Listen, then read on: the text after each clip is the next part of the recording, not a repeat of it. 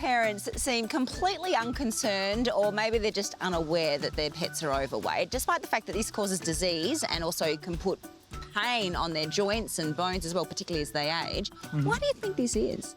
Look, I think one of the main reasons is that around about 60% of pets are overweight. So people go out and they look at all the animals they see, and then they get a false idea of what a healthy weight is. And what are some of the biggest reasons you think that we are seeing such obesity? Poor diet with a lot of carbohydrates in it. So dogs and cats really not made to eat carbohydrates, so carbohydrates all goes on the ribs. And people giving them too much food.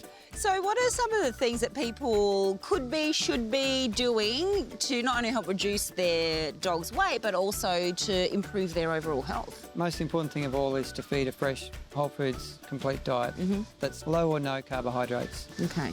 That's going to do 90% of the work right there.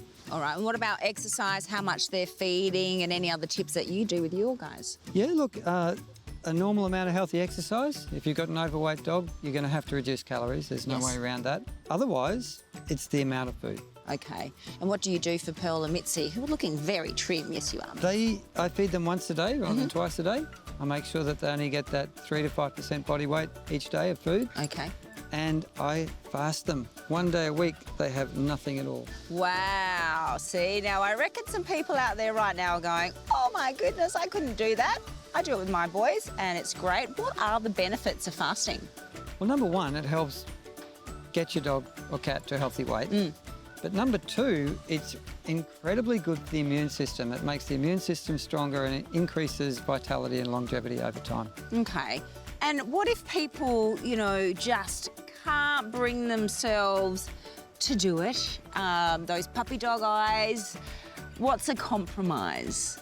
Well, you can get a good quality pet bone broth. Yes. And only feed bone broth on the fasting day. Okay, all right, it's a bit of a thing. And then just making sure they've got a good healthy diet in between? Yep, make sure in between that you're giving them once a day, fresh, whole foods, complete diet. Now, are there cases where we shouldn't be doing it? Yes, if you've got a pregnant animal, you shouldn't fast them. If you've got young puppies or kittens, you shouldn't fast them. And if you've got really, really old animals, I think fasting can be a bit too much for them too. Yeah, exactly. We want to beef their bones up a little bit. Yeah. If you'd like to find out more about your great work that you're doing, holistic vet work is amazing. It's a whole new approach at times, isn't it, to how we look after our pets. Visit The Healing Vet. And to learn more around the Big Dog Pet Foods, which is a diet we both feed our dogs, Yes. visit their website. Thank you. Look very trim there. Chronic inflammation can lead to various health issues and diseases in both ourselves as well as our dogs and cats, can't it, Mel? It definitely can, Lara. Chronic inflammation causes tissue damage. But the thing to remember is that it is a normal reaction to injury or trauma. It's just that when it goes unchecked, it causes problems. So in the vet clinic environment, what are some of the most common issues that you see because of inflammation? Inflammation, I reckon, plays a role in just about every disease that we see. But some of the ones that viewers might be more familiar with would be your skin diseases. So an eczema that's in response to an environmental allergen, or conjunctivitis when it's particularly windy and there's a lot of pollen around. Those sorts of things, they start with inflammation, and then you get the infection on top of it, which causes the irritation, and it just keeps going. And things like autoimmune diseases also involve inflammation. So it's an overzealous response of the inflammatory system to something that would normally not trigger that response. So things like lupus, rheumatoid arthritis, or dry eye in dogs are autoimmune. But that's why it's so important of having a really strong immune system and a really healthy gut microbiome in the first place, and as long as possible during life, is so important. Well, that's it. When we see inflammation due to, for example, a skin allergy or conjunctivitis, well, the first thing we might do is use a steroid to really hit it hard. But once everything's petered out and you've put out that initial fire, then you have the opportunity to improve the body's general health. So with skin conditions, we've been for a very long time supplementing with the omega-3 fatty acids because we know that it improves the skin barrier and its health. But we're starting to know so much more, as you said, about the vital role of the gut. Even in myself. I know it myself too. So we've got things like pre and probiotics as well, but this is an exciting new product from EAC, which is really targeting inflammation through good gut health. The man behind it, Dr. Danny. Yep, has come from a human research area where he's doing some phenomenal things in an area of inflammation research that we haven't really tapped into. And this product, whilst it's a supplement, I think we really need to watch this space, and I'm quite excited by it because it's targeting inflammation in a different way to what we've done before. Okay, and then you've got other supplements as well that people can use to treat their animals' inflammation. So visit the EAC website to find out more. Yep. Thank you, Mel. Very exciting. Love your insights. Always so much to talk about, especially with inflammation. Could sit here forever. Big issue, big issue.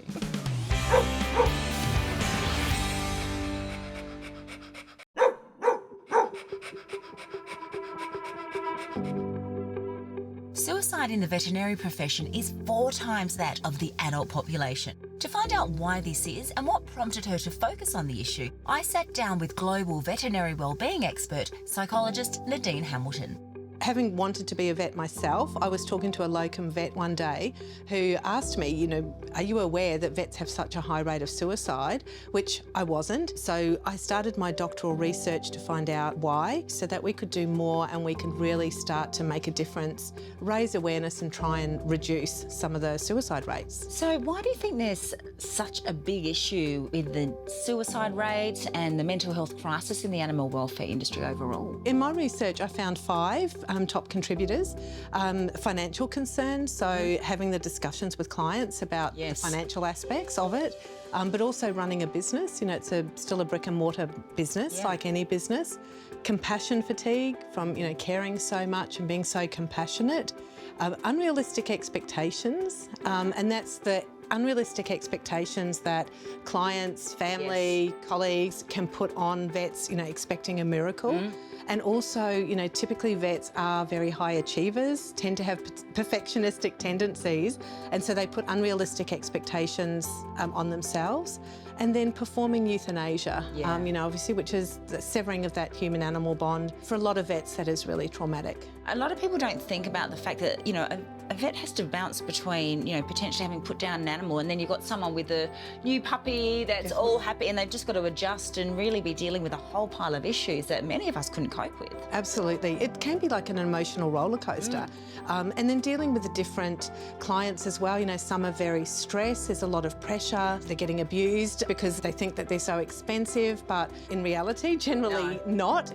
We don't have petty care for our pets, so that it's not subsidised. We're paying for every cent of that treatment. So how can people support the industry in general? Reducing the stigma in veterinary professionals seeking help and support, raising awareness in the community to get the community aware of the realities, not the perceptions of working in the industry, and also providing psychological and educational support to those that work in the profession. And also, I would just add being nice to your vet staff, just saying thank you, just being polite and thinking about, the kind of traumas that they might be going through that day. The veterinary and animal welfare industries are at crisis point and they need our support. We'd like to thank Petstock Vet for helping us share this important story with you. As a Petstock Rewards member, if you purchase any participating brand of premium dog or cat food, including Big Dog, they'll give you 15% brand cashback to use the next time you shop for the same brand, even if it's on promotion. T's and C's apply. Visit the website for details. Most dog owners know by now that we need to pick up our dog's poop. Not only because there's nothing worse than that telltale smell on our shoe, but it can cause pets and people to get sick due to bacteria and parasites, and it also ends up in our waterways. However, while we're protecting ourselves and the environment by picking it up, with 6.4 million dogs producing almost 800,000 tonnes of poop a year in Australia alone, that's 15 Sydney Harbour bridges, by the way. Billions of plastic bags end up in landfill every single year. So what do we do? Firstly, you'll see many brands claim that their bags are biodegradable within months in landfill. However, to actually break down efficiently, they need air, moisture and sun for the process, which they simply don't get in landfill. This is the same for compostable bags if you simply throw them in the rubbish bin. Since very few councils allow dog poop in the green waste collections at home, let alone providing composting bins here in public areas, you'll need to dispose of them at home in a well-managed and contained compost system, only using it on non-edible plants and definitely not on your fruit and veggies. It's also important to choose a compostable bag made from cornstarch and BPAT so that no micro bits of plastic are released into the soil after it breaks down. When out and about, your best bet is to choose a poo bag made from 100% post-consumer recycled content, as it gives waste another life and reduces carbon emissions by 86% compared to manufacturing with virgin materials. Beco bags cater for both options with home compostable poop bags and 100% recycled plastic ones. Their packaging also uses 100% post-consumer recycled material and can be recycled again. Beco is also a certified B Corporation. This acknowledges their social and environmental performance. The Beco bags come in a range of sizes, scented and unscented options, so look for them at your local pet stock store or online. Would you like to win a Pawsome prize pack worth over $2,000? One lucky person will win a year's supply of VitaPet treats, Big Dog pet foods, NextGuard Spectra monthly chews, a $250 pet stock gift voucher, $500 worth of DGG grooming and apparel, a year's subscription to Dog TV and a signed copy of both my books. Plus there's 3 consolation prizes up for grabs too. To enter, sign up to our e-news and name one of the charities featured this series. All entries will receive a free ebook too, so visit poochesatplay.com.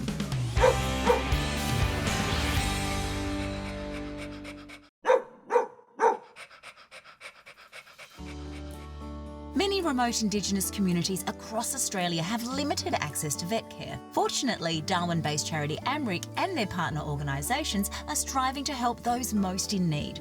I caught up with Dr Bonnie Cumming from AMRIC in the Queensland town of Cherbourg to see them at work.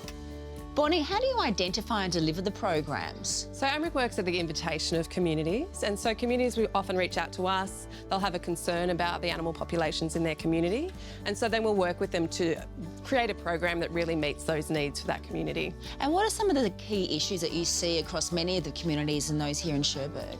Yeah, well, access to veterinary care is always limited, and so what that means is there's often an overpopulation of dogs and cats in the community. You know, without desexing, there are lots of unwanted puppies and kittens. Yes. This can lead to poor health amongst those animals. It's also a real challenge for us in terms of the facilities that we have to work in. You know, we have to make do with whatever facilities we're given. We're really lucky here to have, you know, a dedicated facility with cages and so forth, but often that's not the case. Yeah. But also the dogs, you know, they live a different lifestyle from a lot of dogs that you would see in a city area. They're not used to being on a lead, certainly. No, I've seen a few of them having fun running around. Exactly. So the way that we handle them has to be different as well. Yeah, lots of challenges. And who helps you deliver the program here in Cherbourg? Yeah, so this is a really fantastic collaboration we've got going here. We've been doing it for the last 7 years. Obviously, AMRIC's involved. We've got Cherbourg Aboriginal Shire Council. We've also got the University of Queensland. So it's a really important opportunity for their vet students to be involved each year. This year we've also got RSPCA Queensland assisting, which is really wonderful. We've got Darling Downs Public Health Unit also assisting, and then the wonderful support of the makers of NextGuard Spectra, who supply the antiparasitics for the program. Yes. And that same company also make vaccines and pain relief, which they also provide for the dogs and cats that are part of this visit. Yes, and today we've got desexing going on. Big job ahead. Yeah, we're hoping to get through maybe 60 surgeries this week. So we've got a full house already. Everyone's been pre-medded and they're starting to get a little bit groggy. But yeah, hopefully that'll get them a little bit quieter and the howling will reduce. Yeah, they've been good, very good dogs, they're considering. They are. Okay, what does it mean to have the program running out here? Yeah, it's pretty good, Lara? It's you know, we get a fair better insights of better pet care for our animals around the place, and you know, desexing our animals makes the animal feel way better than what they would normally do. They eat less, they're more relaxed and less roaming around the streets as well, so it's a better outcome. You can see that Cherbourg's more healthier with less dogs and stuff. And what have been some of the results from the program in the past year? Well, the 70 desexing ones and the 150 animals that's got generally health checkups plus the one bird. Plus the one bird. See, they help everyone here. To support the great work of AMRIC, visit their website. And to protect your own pet against the important internal and external parasites, choose NextGuard Spectra. Spring is not only the season for shedding, but also for allergies. Dogs tend to spend more time outside, there's more pollens in the air, and fleas, which can mean more flea allergy dermatitis, all resulting in itchy, scratching dogs. Let's hear from pet stock groomer Stephanie for her top springtime grooming tips. As the weather warms up, brushing your dog's hair at least once a week or more for longer coats will help to reduce hair around the home and matting of the coat. The DGG detangling brush or Flexi Slicker brush are good for most coats, but removing the undercoat with dogs with a double coat is vital so their skin can breathe and the outer layer can circulate air through. Shaving double coats is not recommended as it's the outer layer that helps keep them cool. Use the DGG de-shedding rake, or for thicker coats, use the serrated dematting tool to help stop knots and matting. Keep your dog's paws and bottoms and around their eyes trimmed in between professional grooms too. Regular baths using a mild shampoo can help keep your dog clean and healthy. If they have sensitive skin or allergies, the DGG oatmeal shampoo and conditioner also contains aloe vera to help soothe and heal aggravated skin, while the shed control shampoo can help with shedding. They contain no nasty chemicals, are pH balanced for dogs, and is 100% Australian made and owned. To avoid overwashing your dog, their bamboo wipes are great for after walks to wipe away any dirt or allergens from their paws and their bellies. Make sure your dog's flea and tick prevention is up to date and talk to your vet if you notice your dog excessively licking or scratching. You can find the DGG grooming range at your local pet specialty store or pet stock and online.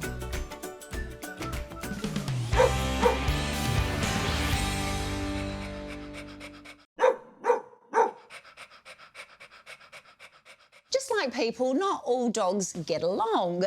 So that can be a little bit of a problem, though, when you bring a new puppy into the home. Now, Ruby, tell us a little bit about Zuko here and little Raven. Yeah, so Zuko is nearly 3 years old, and so Raven, she's 17 weeks now. Wow. So we've had her for nearly 2 months. And when they came in, did you think that maybe there could be a problem? Well, previously I've had Zuko around 8, 9, 10-week-old puppies, and he's always been wonderful. He's incredibly gentle, really laid back. He's quite dog friendly. I can take him to the park. He can meet new dogs. We don't generally have any issues. That being said, I was prepared for if he was unsure. Yes. We also have a 1-year-old baby, so I had to be prepared in any case to be able to separate her from the baby, from our 2 adult cats. Yes, as wow. well. So it's a bit of a menagerie here. Yeah. I just made sure that our house was as best set up as it could be. Yeah. So that if he wasn't too sure, if he was uncomfortable, or if he needed his space, that he was still able to get it. Yeah, because a lot of people just think they're going to get another dog for company. It's all going to be rainbows and unicorns, but it's not. So it's really important that it is managed properly to keep both dogs safe. So what are some of the key things that you did to make sure they were both safe? And, of course, your daughter as well. Yes, yeah. So there's a couple of things around our house that work for us. We have baby gates. We've got quite a few. Mm-hmm. That's been one thing that's really helps us create separation with the dogs. Yes. The other thing is crate training. Mm-hmm. So I've always done crate training with the dogs. It's really helpful even if they get injured or they need to be put away somewhere. They go to the vet, they don't stress out. Yes. I think they travel better in the car. Okay. And through having sort of different zones, that works really well for Yes. us. She's a particularly high drive dog. We bring her out on lead, sit there with treats, and just whenever she's calm, she's reinforced. And it's meant that even at her age, even at 17 weeks, we can have her out a bit more. We can go to a cafe and she'll lay there quietly because we've done a lot of reinforcement on the lead that it's okay to be relaxed when you're out. And so how do they get along now? Pretty well, as you can see. They play and they interact and they do things together. Yes. We can actually have them with each other a lot more now without him getting uncomfortable. Okay, great. And that's also just because I see the signs a little bit better. Yeah, it is. It's really noticing those signs. So it's a really good reminder. Thank you, Ruby, for sharing your story that, you know, we need to be mindful when bringing a new puppy into the home. So there is plenty of tips on our website, on the Pictures That Play website. If you'd like some help in that area, always get the help of the trainer if you're struggling. And if you'd like to learn more about the VitaPet treat range, which these guys are loving, visit their website. Since its launch over 30 years ago, the Australian Firefighters calendar has donated over $3.4 million to Australian charities and is the world's most popular calendar. Sales not only support medical research to treat severe burns in children, but a range of animal charities as well. I was invited by director David Rogers to go behind the scenes of their rescue dog calendar shoot. David, why did you start the calendar? A little while ago, we just started to introduce rescue dogs, which was an enormous success. So we've continued on with that. Of course, because of that, we're able to help amazing rescue organisations around the country.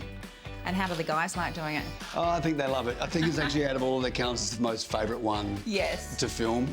It's always a special day when the dogs come. Yeah, and the dogs, do they love it too, do you reckon? They love it inside the air conditioning today, Yeah, for sure. I bet. No, they have a great time. It's really spoiled with lots of cuddles, so it's a great day out for everybody. And your calendars have different themes and help different sorts of charities. They do. Tell us some of the different ones. Obviously, rescue dogs, Yes. rescue cats now, wildlife, which is fantastic, horse therapy, rescue organisations. So we cover a gamut of people now, which is fantastic.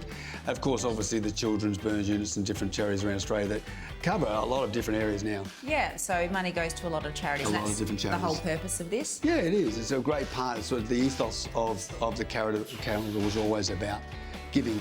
So we've just carried that on. Yeah, nice. Tracy, tell us a little bit about Angel.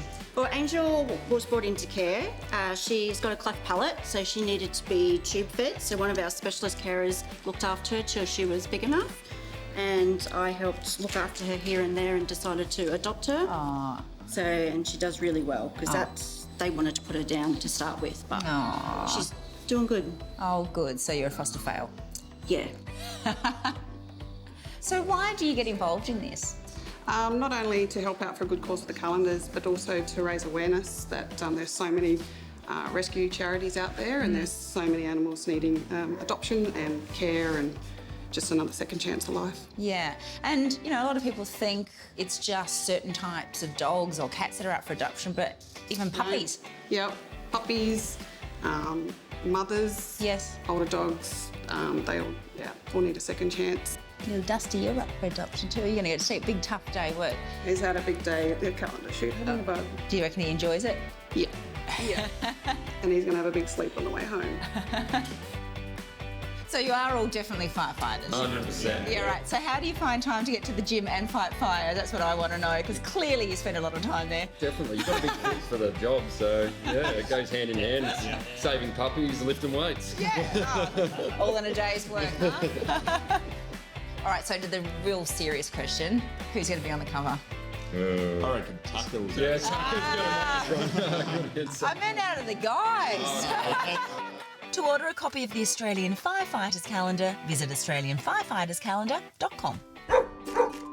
That brings us to the end of this week's episode, but there's plenty more information and entertainment on the Pooches at Play website and social media platforms. Thanks for joining us. We'll see you next time.